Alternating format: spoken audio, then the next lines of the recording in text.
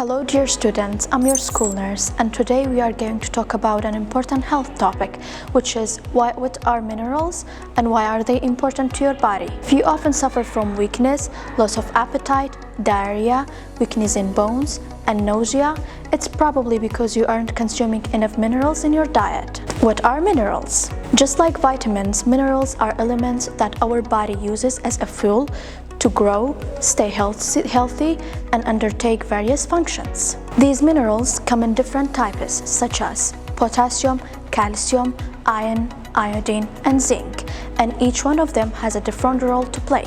First, calcium. Calcium is the most popular mineral that is needed for maintaining and building strong bones and teeth. Without it, you won't be able to stand still due to weak bones, or chew foods due to weaker teeth. So make sure to maintain enough calcium in your diet by having dairy products such as milk, yogurt, and cheese.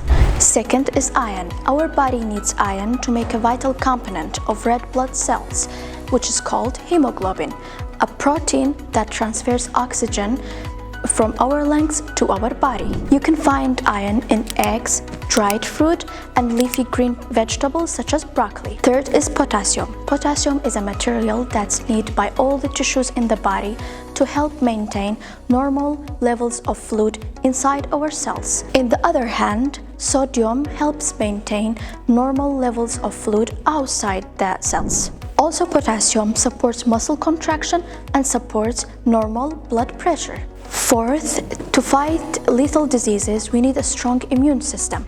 And to keep our immune system strong, we need zinc for its maintenance.